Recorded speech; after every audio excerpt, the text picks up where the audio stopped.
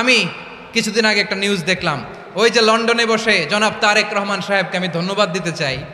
উনি সংবাদ শোনা মাত্রই ওনার দলের অনেক চাঁদাবাজকে উনি বহিষ্কার করেছে। I do appreciate. প্রতিটি দলের এরকম ইনিশিয়েটিভ নেওয়ার দরকার আছে না নাই? যে কোনো দলে এই প্র্যাকটিসটা থাকার দরকার আছে না নাই? চাঁদাবাজদের সাথে আপনারা নিজেদেরকে মুক্ত ঘোষণা করবেন যে এরা আমার দলের কর্মী হতে পারে না। টেন্ডারবাজি, চাঁদাবাজি, দুর্নীতি, অপরাধ, দখলদারিত্ব, মজুদদারি, এগুলো সব কিছু একসাথে প্রতিরোধ করতে হবে, ঠিক কিনা বলেন? একটা মানবিক সমাজ যদি চাই, প্রতিরোধ করতে হবে। প্রিয় ভাইয়েরা, আল্লাহর শপথ নিয়ে বলি, এই নাসিহাতগুলো সবার জন্য, সব দলের জন্য, সব মতের মানুষের জন্য। আমরা কোনো দলের প্রতি মানুষকে ডাকি না, আমরা ডাকি ইসলামের দিকে। সব দলের, সব মতের, সব মানুষদেরকে আমরা আহ্বান জানাই, আসুন আমরা একটা সুন্দর সমাজ বিনির্মাণ করি। এই যে নতুন বাংলাদেশের এক সুযোগ এসেছে, আর জীবনে হয়তো আসবে না, সামনের 100 বছর এই সময় আসবে না। আসুন দেশটাকে আমরা সাজাই, আসুন আমরা দুর্নীতি বন্ধ করি, আসুন আমরা চাঁদাবাজি বন্ধ করি, আসুন আমরা দখলদারিত্ব বন্ধ করি, আসুন আমরা এক দল আরেক দলকে নিশ্চিহ্ন করার যে রাজনীতি, এটা বন্ধ করি। সব দলের প্রতি আমার আহ্বান, আমরা চাঁদাবাজ মুক্ত বাংলাদেশ চাই, জুলুম মুক্ত বাংলাদেশ চাই, ফ্যাসিজম মুক্ত বাংলাদেশ চাই, গুণ খুন খারাপি মুক্ত বাংলাদেশ চাই, আমরা নতুন ভোরের বাংলাদেশ চাই। ওই বাংলাদেশ পাওয়ার জন্য মুনকার প্রতিরোধে, অন্যায় প্রতিরোধে যদি বাঘের বাচ্চার মতো, আবু সাইদের মতো 2 হাত উঁচু করে বুককে টান টান করে প্রসারিত করে দাঁড়াতে হয়, রাজি আছো মুসলমান? কারা কারা রাজি? আল্লাহকে হাত দেখিয়ে প্রতিজ্ঞা করো।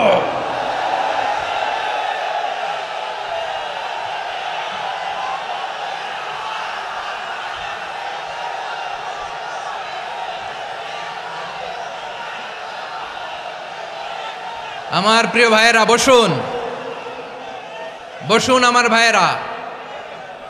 ওরা ওদের যে হাত দিয়ে টেন্ডারবাজি করে, চাঁদাবাজি করে, ইফটিজিং করে, দখলবাজি করে, যে হাত দিয়ে, ওই মুনকার থামায় দেওয়ার জন্য আল্লাহর দিয়ে আমাদেরও 2টি হাত আছে না নাই? আমাদেরও হাত আছে, থামাইতে হবে, থামাইতে হবে, হিম্মত করতে হবে। আমার প্রিয় ভাইয়েরা, না থামালে আমরাই ডুববো শেষমেশ। আমাদের বাঁচার জন্য হইলেও থামাইতে হবে।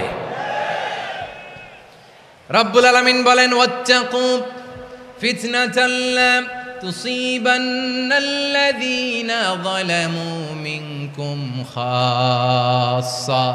ও আমার গোলামেরা, ওই আযাবকে ভয় করো যে আযাব যখন আমি জমিনের বুকে পাঠাই, শুধু জালেমদেরকেই মারি না, আলেমদেরকেও মারি।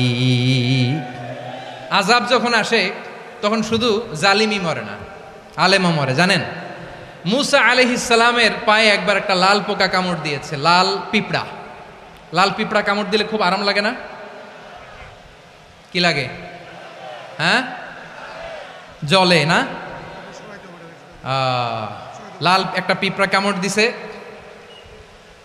তো উনি রেগে মেগে পাশি দেখে লাল পিঁপড়ার বাসা, পা দিয়ে ডলে মুছে সবগুলো পিঁপড়া মেরে ফেলছে। এই ঘটনাটা আল্লাহ ঘটিয়েছেন। এজন্য মুসা আলাইহিস সালাম ছিলেন কালিমুল্লাহ, সরাসরি আল্লাহর সাথে কথা বলতেন। তিনি আল্লাহকে জিজ্ঞেস করেছিলেন, আল্লাহ তুমি যখন কোনো জনপদে আযাব পাঠাও, শাস্তি দাও, ওখানকার শুধু জালেমরাই তো মরে না, ভালো মানুষগুলাও মরে, তো আযাব দিবা মুশরিকদের উপর দিবা, অবাধ্যদের উপর দিবা, ভালো মানুষগুলারে মারো কেন? আল্লাহ বললেন, মুসা তোমার যে কামড় দিছিল পায়ের মধ্যে পিঁপড়া, কয়টা পিঁপড়া? জোরে বলেন। একটা পিঁপড়া, তো সবগুলারে মারলা কেন? রেগে মেগে পুরো পিঁপড়ার বাসা ভেঙে ম্যাসাকার করলা কেন?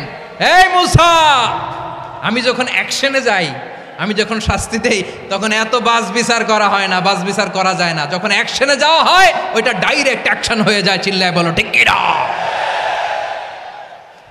এজন্য আমাদের বাঁচার জন্য হলেও এই পাপ থামাতে হবে, এই শয়তানের অট্টহাসি থামাতে হবে, অন্যায় অপরাধ সমাজ থেকে আমাদের থামাতে হবে। কারণ আযাব আসলে ওরাও মরবে, আমরাও মরব। একটা জাহাজ 2 তলা, আপনি আছেন 2য় তলায়, শুনতেছেন? শুনতেছেন? জাহাজ কয় তলা? আপনি কোন তলায়? 2য় তলায়। নিচের তলার কিছু লোক জাহাজের তলা ছিদ্র করতে আরম্ভ করছে। কি ছিদ্র করতেছে? আচ্ছা, জাহাজের তলা ছিদ্র করলে তলা দিয়ে কি ঢুকে? এখন আপনি যদি বলেন আমার কি, আমি তো 2 তলায়, আমার কি, আমি তো সেফ, আমি ইন দ্য সেফ জোন, আমি তো ভালো আছি, আমি তো ভালো আছি, ওরা ছিদ্র করে ওরা মরবে। আসলে কি শুধু ওরা মরবে, নাকি তলা ফুটো হলে ভিতরে পানি ঢুকলে আপনারও সলিল সমাধি হবে? তলা দিয়ে যখন পানি ঢুকবে, জাহাজ ঢুকলে আপনিও মরবেন। এজন্য নিজে মরার আগে ওই পাগলগুলোর নিচতলায় যে থামাতে হবে, চিল্লায় বলেন ঠিক কি না? এজন্য আল্লাহ বললেন মুনকার প্রতিরোধের দায়িত্ব সমাজের টপ টু বটম সবার। পুরো আম্মার দায়িত্ব, সরকার প্রধানের দায়িত্ব, প্রতিটি ফ্যামিলির প্রধান বাবার দায়িত্ব, বিশ্বনবী বললেন প্রতিটি সচেতন মুসলিমের দায়িত্ব।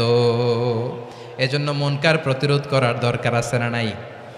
সমাজে এই যে ইফটিজিং হয়, আপনার বোনের বয়সী একটা মেয়েকে কিছু বকাটে টিটকারি করে, এই বলে সেই বলে, নোংরা কথা বলে, রাস্তায় দেখেও আপনি পাশ দিয়ে না দেখার মতো চলে যান কেন? আপনি দাঁড়ান না কেন? আপনি দাঁড়ালেই তো থেমে যাবে, কারণ সত্যের যে শক্তি তার সামনে মিথ্যা মুখ থুবড়ে পড়ে। আপনার সামনে ও কিছুই না, নাথিং। আপনি দাঁড়ান, ওকে প্রশ্ন করেন যে আমার বোনকে তুমি ডিস্টার্ব করো কেন? আপনাকে দেখে আরো 5 জন দাঁড়াবে, 5 জনকে দেখে আরো 10 জন দাঁড়াবে। আমাদের নীরবতা আর আমাদের নিশ্চুপ থাকাই জালিমদেরকে আরো শক্তিশালী জালিম বানিয়েছে। এজন্য মুনকার প্রতিরোধের দায়িত্ব আমাদের সবার। রাব্বুল আলামিন বলেন ওয়ায়ানহা আনিল ফাহশাই ওয়াল মুনকারি ওয়াল বাগি ইয়াইদুকুম লাআল্লাকুম তাযাক্কারুন। বসুন। আল্লাহ বললেন আমি অশ্লীলতাকে নিষেধ করি, আমি সব ধরনের মন্দ কাজকে নিষিদ্ধ করি, সব শেষে আমি সীমা লঙ্ঘনকে তোমাদের জন্য নিষিদ্ধ করি। আলোচনা মনে আছে তো, না ভুলে গেছেন? নিষিদ্ধ করেছেন কয়টা জিনিস? 1 নম্বরে অশ্লীলতা, 2 নম্বরে মুনকার তথা সব মন্দ কাজ, 3 নম্বরে আল বাগি সীমা লঙ্ঘন, ক্রসিং দ্য লিমিট। সীমা লঙ্ঘন করা ভালো না। We all should know our limits. চিল্লায় বলেন ঠিক কিনা? একই আয়াতে আল্লাহ বললেন কুল ইন্নামা হাররামা রাব্বিয়াল ফাওয়াহিশা মা যাহারা মিনহা ওয়া মা বাতানা ওয়াল ইসমা ওয়াল বাগিয়া বিগাইরিল হক। অন্যায়ভাবে যে অবাধ্য হয়, যে সীমা লঙ্ঘন করে, তাদেরকেও আমি এটা হারাম করে দিলাম। সীমা লঙ্ঘন করা হারাম, সীমা লঙ্ঘন করা হারাম। আল্লাহ বারবার বারবার আমাদেরকে ওয়ার্নিং দেয়। যখন আমরা থামি না তখন আল্লাহ ধরে, আর যখন ধরে তখন ছাড়ে না। ধরে ধরে ধরে না, ধরলে আল্লাহ।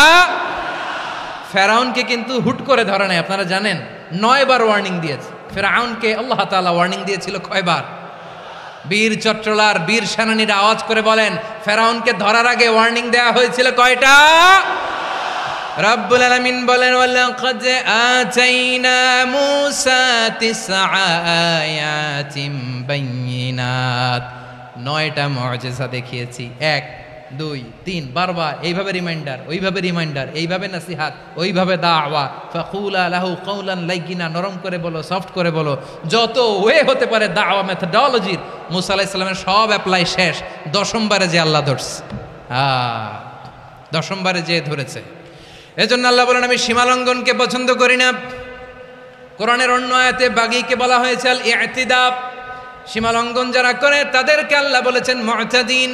ওয়াকাতিলু ফি সাবিলিল্লাহিল্লাযীনা ইউকাতিলুনাকুম ওয়ালা তা'তাদু ইন্নাল্লাহা লা ইউহিব্বুল মুতাদিন। আমি সীমালঙ্ঘনকারীদেরকে কোশ্চিনকালেও পছন্দ করি না।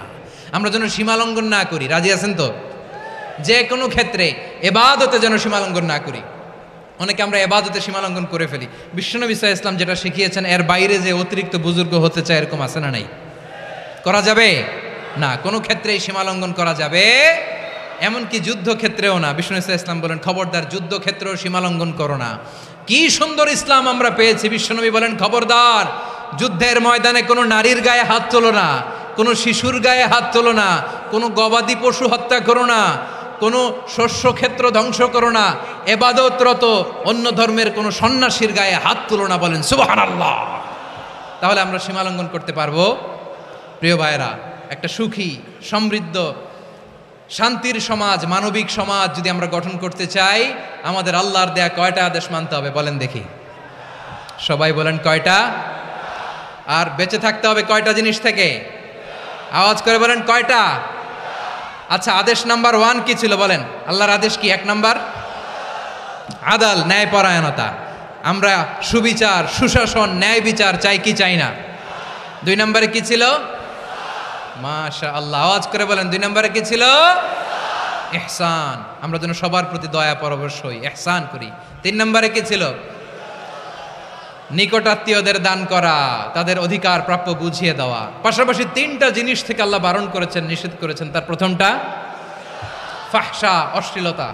অশ্লীলতার সাথে আমাদের কোনো সম্পর্ক। আজকের এই ঐতিহাসিক চট্টগ্রামের প্যারেড ময়দান থেকে আমরা যত ধরনের মা তাহারা মিনহা মা বাতান, প্রকাশ্য অপ্রকাশ্য, দৃশ্যমান অদৃশ্যমান, সব অশ্লীলতা থেকে নিজেদেরকে মুক্ত ঘোষণা করলাম। অশ্লীলতাকে আমরা না বলে দিলাম। আওয়াজ করে সবাই বলুন নো। অশ্লীলতার সাথে আমাদের কোনো সম্পর্ক। 2 নম্বর নিষেধাজ্ঞা কি ছিল? আল মুনকার, সমাজের যত মন্দ কাজ এগুলোকে আমরা প্রতিরোধ করব। রাজি আছেন তো সবাই? 3 নম্বরে আল বাগি, সীমালঙ্ঘন। কোন মুসলিম সীমালঙ্ঘন করে না, এমনকি যুদ্ধক্ষেত্রেও না। আওয়াজ করে বলেন ঠিক কি না? রাব্বুল আলামিন শেষে বললেন ইয়াইদুকুম লাআল্লাকুম তাযাক্কারুন, আল্লাহ তোমাদেরকে উপদেশ দেন যাতে তোমরা শিক্ষা গ্রহণ করো। আমরা উপদেশ দেব, আমরা জোর করে কাউরে কিছু মানাতে চাই না। লা ইকরাহা ফিদ্দিন ওয়া যাক্কির ফাইন্না যিকরা তানফাউল মুমিনিন। উপদেশ দিলে এটা মুমিনদের কাজে দেয়। লাস্তা আলাইহিম বিমুসাইতির ইন্নামা আনতা মুযাক্কির। নবী হে, আপনি রিমাইন্ডার দাতা, আপনি উপদেশ দিবেন। আমরাও বিশ্বনবীর এই হাদিসগুলো থেকে, কোরআনের আয়াত থেকে রিমাইন্ডার, এই কথামালা, বাণীবাহক হিসেবে এই বাণীগুলো আপনাদের সাথে কাছে পৌঁছে দিলাম। আমরা আল্লাহ তাআলার কাছে প্রার্থনা করি, আল্লাহ আমরা যেন আদল দিয়ে আমাদের সমাজকে গঠন করতে পারি। আল্লাহ আমরা যেন ইহসান করতে পারি, আমরা যেন নিকটাত্মীয়দের দান করতে পারি। আল্লাহ যত ধরনের অশ্লীলতা, অনাচার, মন্দ কাজ, সীমালঙ্ঘন, অবাধ্যতা থেকে যেন আমরা বেঁচে থাকতে পারি। আল্লাহ তাআলা আমাদের সবাইকে কথাগুলো বোঝার ও আমল করার তৌফিক দান করুক।